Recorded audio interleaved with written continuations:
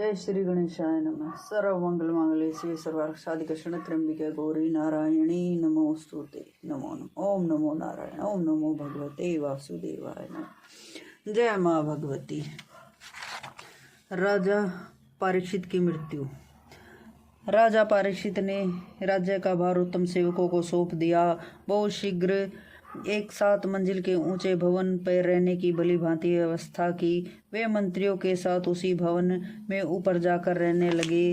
रक्षा करने के लिए मणि और मंत्र जानने वाले अनेकों प्रसिद्ध पुरुषों की नियुक्ति हो गई। इसके बाद महाराजा परीक्षित ने गौरमुख नामक वाले मुनि को भेजा। भेजने का अभिप्राय यह था कि ये गौरमुख जी जाकर मुनि को प्रसन्न करे और बार बार कहे कि परीक्षित हमारा सेवक है, उसका अपराध क्षमा करे। साथ ही राजा परीक्षित सुरक्षित रहने के लिए अपने आसपास मंत्र सिद्ध ब्राह्मणों को भी रखने लगे।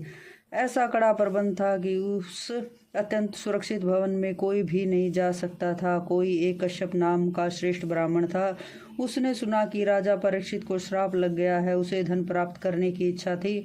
मुनिवर कश्यप जी ये मंत्र शास्त्र का पूर्ण विद्वान थे। सूत जी कहते हैं, राजा परीक्षित के श्राप की बात तक्षक को मालूम हो गई। अतः जिस दिन कश्यप अपने घर से निकला उस दिन तक्षक भी सुंदर मनुष्य का रूप धारण करके घर से निकल पड़ा। राजा परीक्षित के पास जाता हुआ वह कश्यप ब्राह्मण उसे दिखाई पड़ा। तब तक्षक ने उस मंत्रविद ब्राह्मण से पूछा, महाराज आप इतनी उतावलिता के साथ कहाँ जा रही हो? कश्यप ने कहा, महाराजा परीक्षित को तक्षक सर्प काटेगा। महाराज के शरीर से उसकी विष अग्नि को दूर करने के लिए मैं शीघ्र वहां जा रहा हूँ। यदि अभी राजा की आयु होगी तो मैं उसे अवश्य जीवित कर दूंगा। तक्षक बोला, ब्राह्मण वह तक्षक मैं ही हूँ। राजा परीक्षित को मैं ही अपनी विषअग्नि से भस्म करूंगा। तुम लौट जाओ, क्योंकि जिसे मैं काट दूं उसकी चिकित्सा करने की तुम में शक्ति नहीं है। यदि तुम मेरे काटे हुए महाराजा परीक्षित को जिलाने जा रहे हो तो पहले मुझे अपना मंत्र बल दिखलाओ। मैं अभी इस वट वृक्ष को अपनी विषअग्नि दांतों से काट कर भस्म करूंगा। कश्यप ने कहा, सर्पराज तुम्हारे काटे या जलाए जाने पर भी मैं इसे फिर हरा भरा कर दूंगा। सूत जी कहते, तदनंतर तक्षक ने उस वृक्ष को काटा और विषअग्नि से उसे राख कर दिया। सर्प के विष से भस्मीभूत भूत वृक्ष को देखकर कश्यप ने सारी राख बटोर ली और हाथ में जल लिया।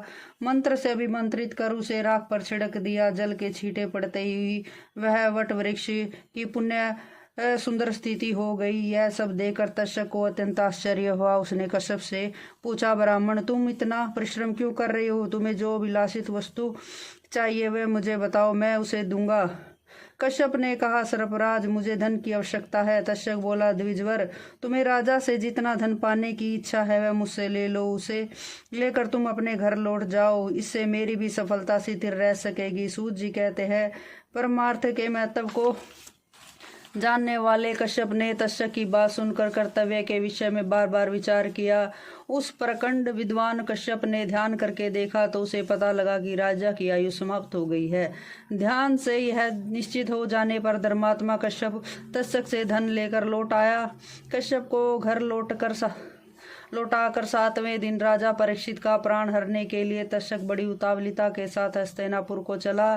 तक्षक ने अपने पास रहने वाले बहुत से नागों को तपस्वियों के रूप में राजा के पास भेजा। वे फल मूल लेकर राजभवन पर चले।